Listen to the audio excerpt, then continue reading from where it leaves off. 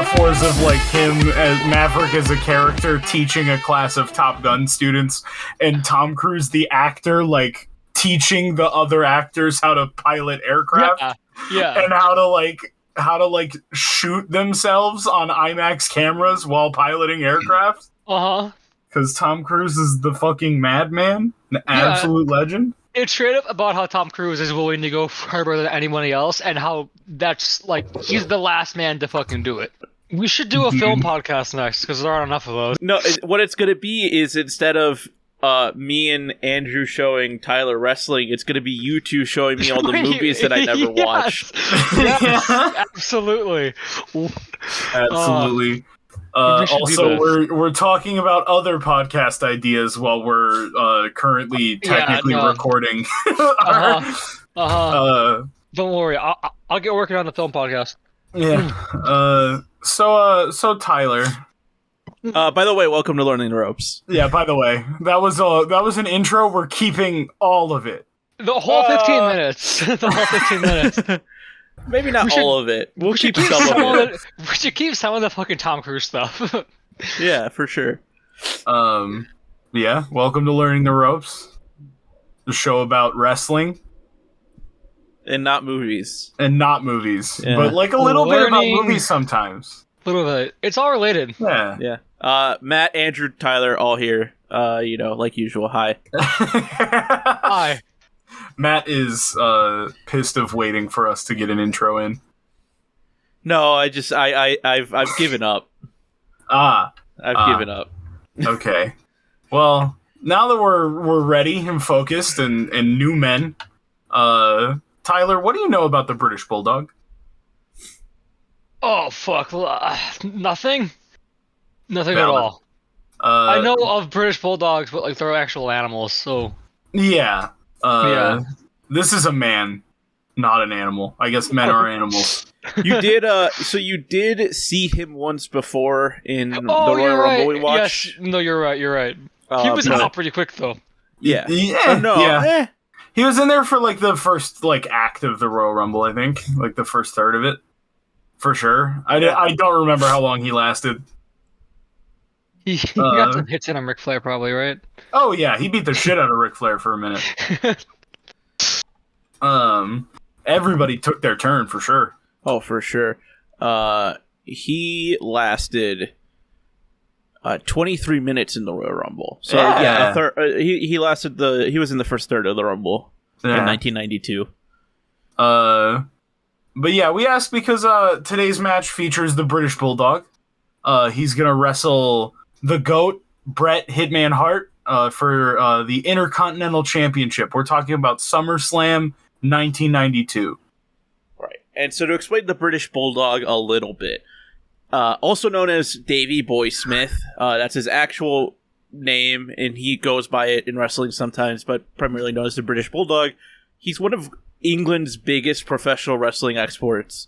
He spends a lot of time in Stampede Wrestling in Calgary and ends up graduating the Hart Dungeon before joining the WWF in 1984.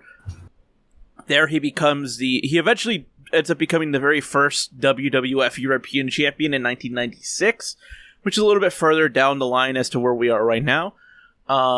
He's also a multiple-time WWF Tag Team Champion with his cousin, the Dynamite Kid, as the tag team, the British Bulldogs, and his brother-in-law, Owen Hart, as part of the Hart Foundation.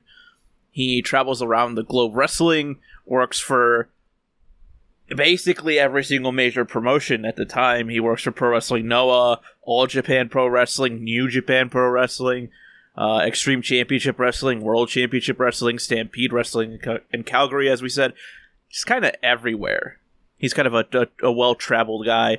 Does, 4 different stints in the WWF, each lasting, 4 or 5 years. Yeah.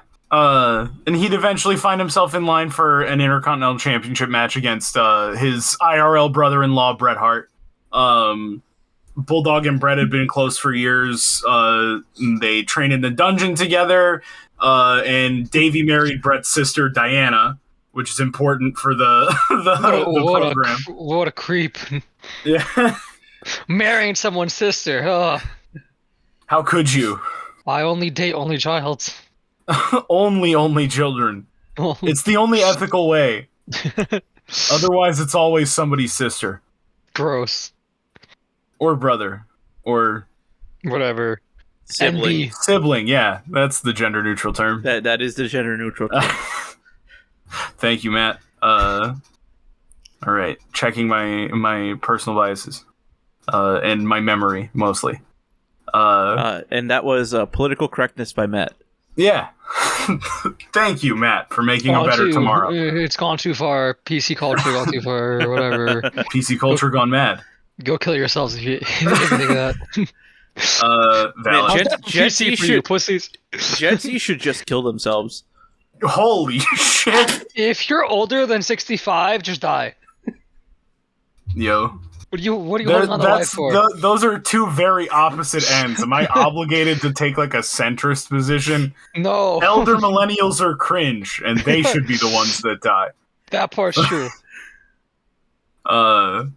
Anyway, yeah. So I said, British Bulldog found himself in line for the Intercontinental Championship, and here's the backstory, kind of on how. See, the WWF, while British Bulldog was becoming close with Bret Hart, they became close with somebody else, the British, as like a society.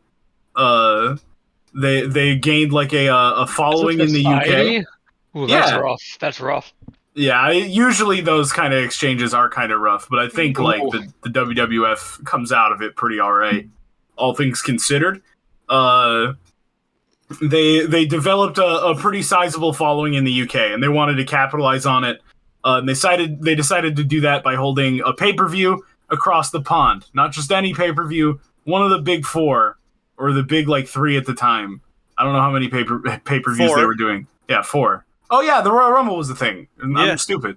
But yeah, so one of the big 4 pay-per-views, SummerSlam, decided to have in London, Wembley Stadium.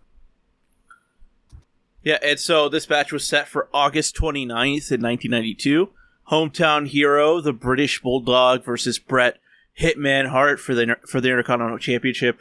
The two men, obviously members of the Hart family, so it divided the entire family, with Bruce Hart siding with Bulldog and Owen Hart, who we'll get to in a couple weeks to touch on some Owen Hart matches, siding with Bret, and then Diana Hart, of course, at the center of it all, just kind of hoping that neither her husband or brother would die. And yeah, the stage is set, so let's go ahead and start the match. I'm concerned. And we're back. Tyler, right away, first thoughts. Oh, that was great. That was a lot of like superhero moves in that match. Hell yeah. Cool. Suplexes like not stop. Yeah, it was fun. Yeah, how did you feel about the British crowd in this match? Oh yeah, we were talking about this. They were fucking going for it. They were loud as hell. Yeah. It's because they could drink more than us. And like I said, I mentioned this public transit. I mentioned this during the actual match itself, but crowd at this point not mic'd like they are in modern wrestling, and also it's an open air stadium, which historically it's really hard to capture the sound of an open air stadium because the sound wants to escape up, and the fact that we can hear the crowd so loudly, I can't imagine what being in Wembley on that day would have been like.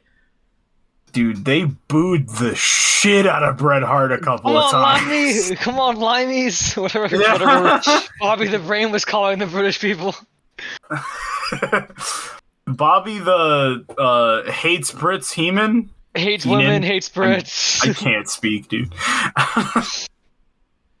Yeah, also, I don't know if you caught this with the Bobby Heenan vague racism. So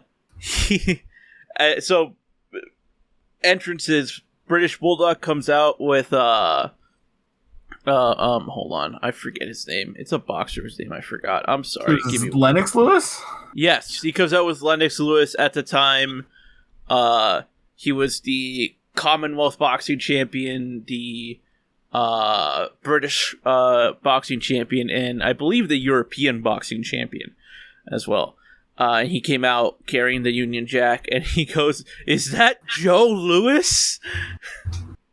They share a name, so it's like funny joke, but also racist. Yeah. Joe Bobby Louis Heenan can't tell black famously people apart. an American baseball player. Yes, we all knew that on this podcast. Baseball player. Yeah, and there's also the Joe Louis comedian, but the more famous one, I think, is the baseball player, right? You're Jerry Lee Lewis. Joe Louis. Joe Louis. Excuse you, I'm from Detroit, Matt. He's a boxer. Oh! That's kind of the joke. They have the same name, they're both boxers. I was, I was looking Good at Lord. the wrong spelling of Lewis. Ah. Valid, I suppose. Oh, Yeah.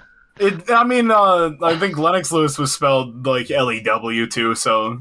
Yeah, and so I was looking at Joe Louis, Lewis. But yeah, no, Joe Louis, Louis, like the arena. That makes sense. Yeah, he was a boxer. And he's got a whole arena and everything. Shit. Fucking Detroit legend, dude. Yeah, and so the match was amazing in my opinion. Like, I feel like everything about, like, even the rest holds. Like, we've watched a lot of Hogan matches, obviously, in this, and there's a lot of rest holds in those matches, and it gets boring. Here, there were also a lot of rest holds, but I felt like it just didn't. Like, the rest holds seemed legitimate. Like, Bret Hart locking in just a rear chin lock, it's like, oh shit, that could end the match. Like they just sold it a lot better, I feel like. They also came after like really big movies, which you don't get a lot with the Hogan stuff. Like his big moves are kind of boring to watch. Yeah, compared to some of the more agile guys on the roster at the time. Yeah, and I think it helps a lot that the crowd is so invested. As we'll see, like, through wrestling history, a really hot crowd can take matches that are kind of mid and make them amazing. Because they react super loud at just the right times that it feels like super momentous. Do you think that if they made Bret Hart win, they would have just like fucking torn the place apart? They would have rioted. I mean, wrestling crowds have gotten kind of crazy, and those are also like British hooligans, you know? Like, yeah, they got the hooligans. Those people are nuts. It's also it's interesting because like, it's almost a trope now that WWE, if you're in your hometown in the WWE, you're losing.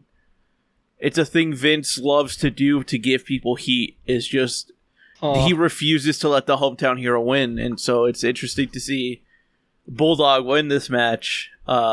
In his home country, obviously. He's from Leeds. This is in London. It's a distance away, but it is England. Yeah, but London is the hometown of everyone from England. Yeah, that's just how it is.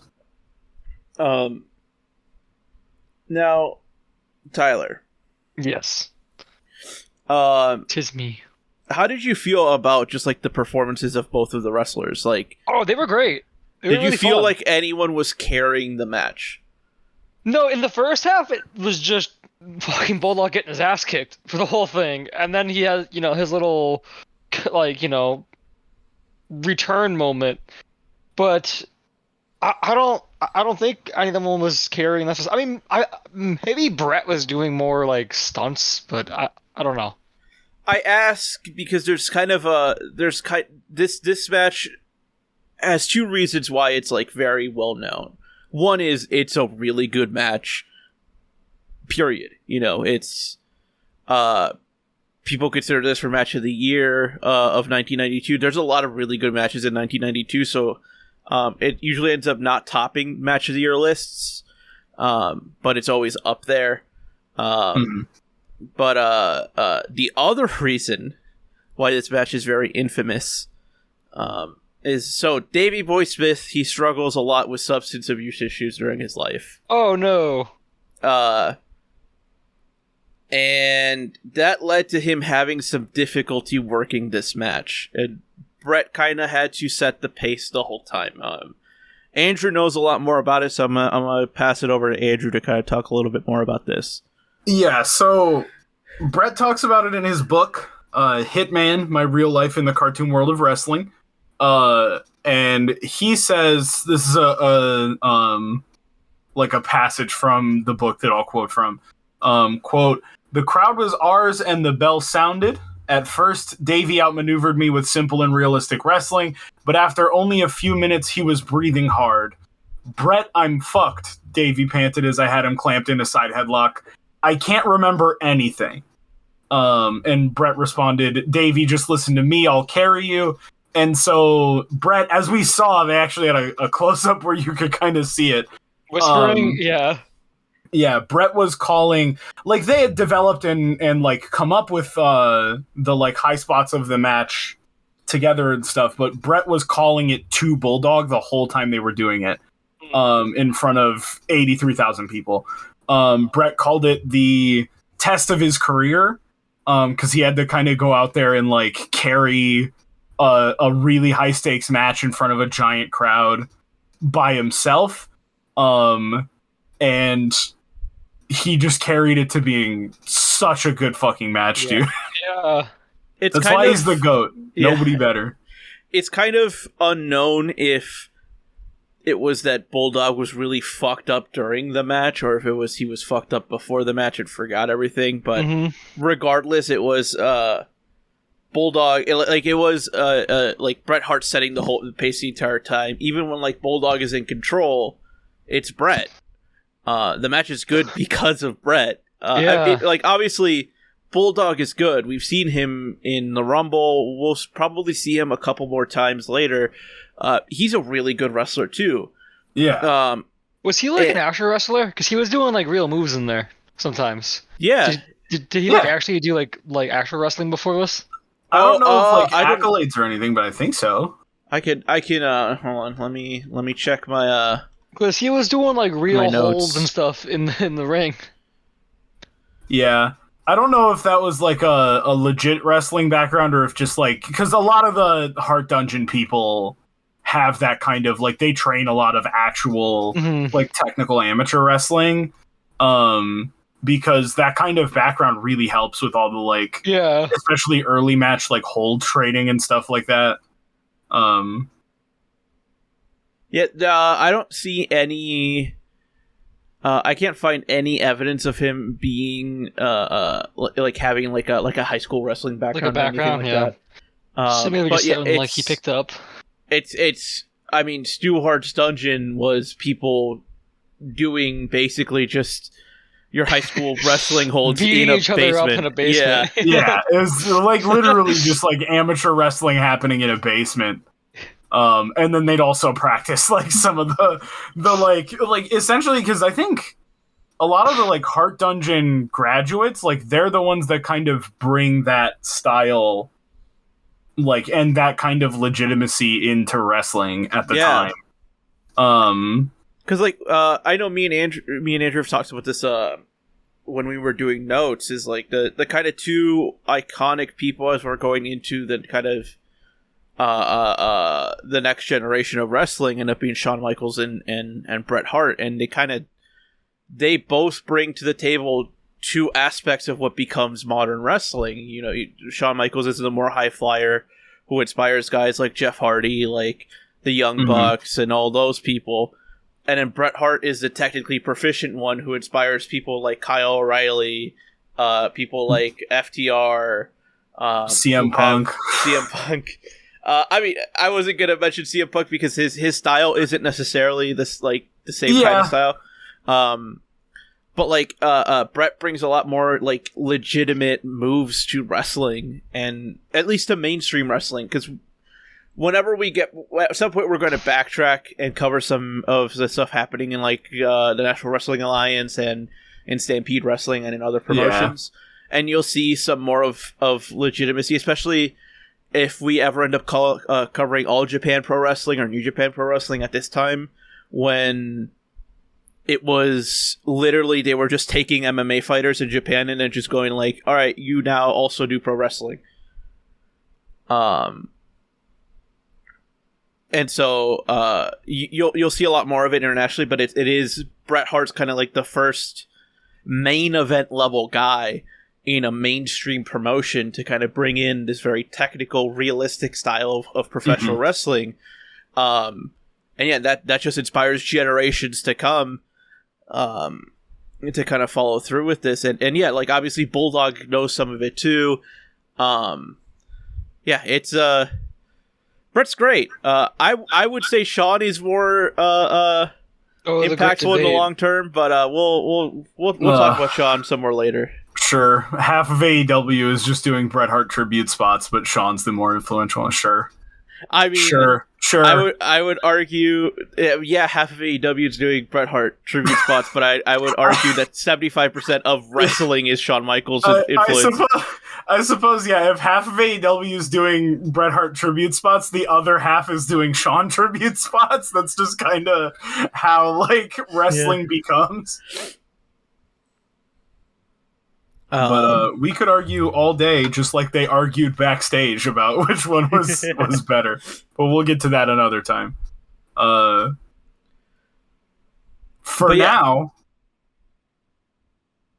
should we rate it, or is there more you want to say first? Let's move on to this part of the show where we rate the match. We don't have a theme song for. I've been thinking about maybe adding a theme song for this, like a little jingle. But we don't have that. So maybe I'll insert a jingle here. If we got anybody in anybody that's listened to us that makes jingles, I'll listen to whatever. Want me to write a riff, Ballet? I could write. We're on Instagram. A sick electric little guitar. Slide in the DMs. The one that always plays whenever we do ratings, the thing that plays in my head always is from the Weekly Planet podcast, going into what are we reading? Their segment, what are we reading? Oh yeah. And he goes ba ba da ba ba. I'm doing a thing ba ba ba da ba ba da da ba da na na na. What are we Westworld today? But yeah, learning the ropes pod on Instagram. Yeah, if feel free to hit us up with a jingle if that person exists. If not, I will just find some copyright free music and just toss that shit in there. Just do MJF's theme. we could do MJF's. We could do Hangman's theme too. They're both on the YouTube library. Yeah. Anyways, ratings. I'm gonna start it off this time. We're gonna change it up a little bit. Normally Andrew starts. I'll take the lead on this one. It's a great match. I think there are better Bret Hart matches that we'll get to. So I'm not gonna give it the full 5. I think this is my favorite match that we've seen so far. Previously, my favorite match was the Rockers versus the Hart Foundation. And so I think I'm gonna give this one solid 4.5 stars. I think.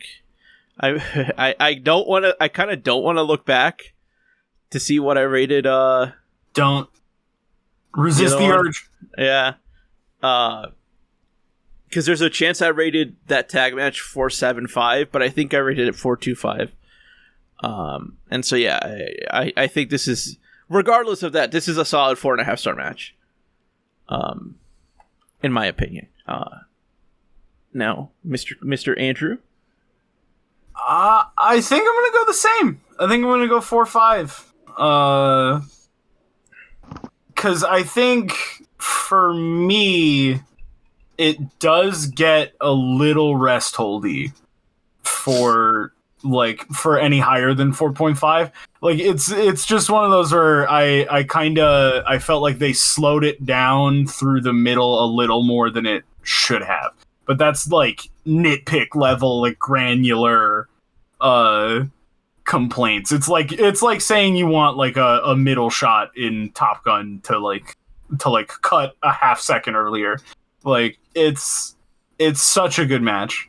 And it's just amazing work that both guys did, but like the effort that Bret put into that is just insane. It's crazy, yeah.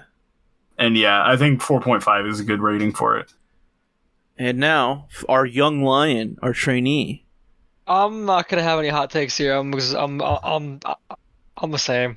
It was a really good match.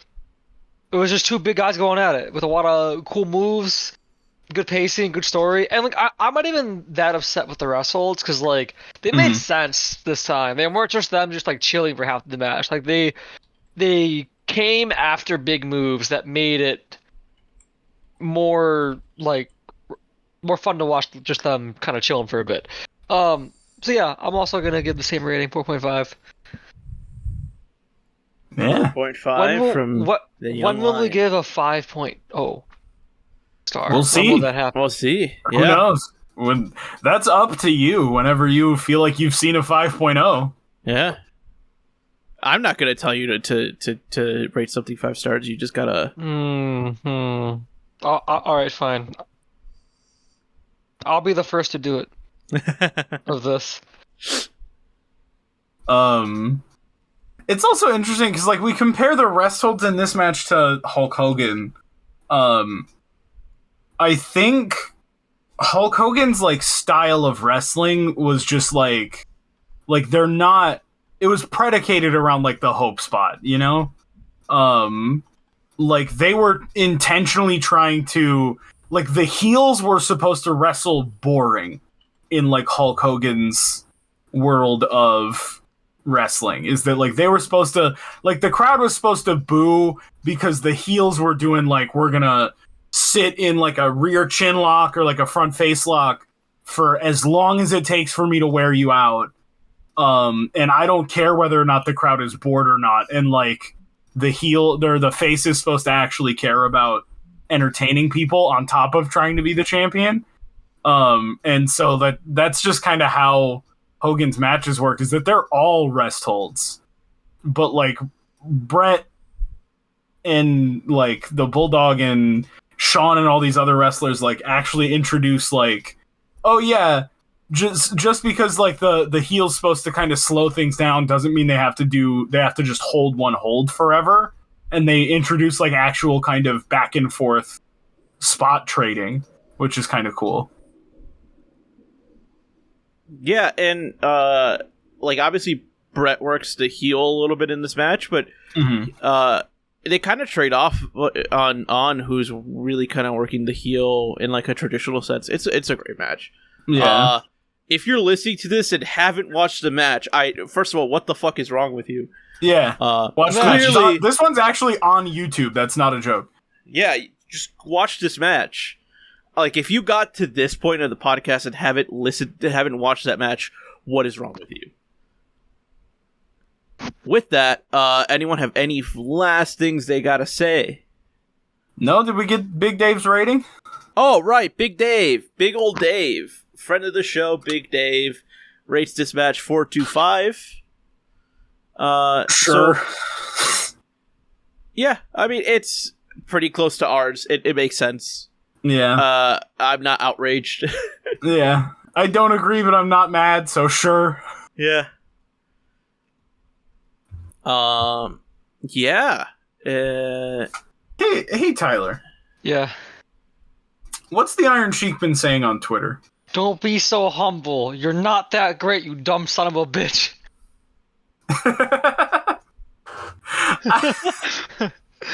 Why is that like conflicting? Like, don't be so humble, but also you're not that great, you dumb son of a bitch. Yeah. You know, it worked better on me. I pray to one day fully understand your teachings, Sheiky baby. What a fucking guy. Fuck the Hulk Hogan. And with that, Oh, okay. I I thought that was the end.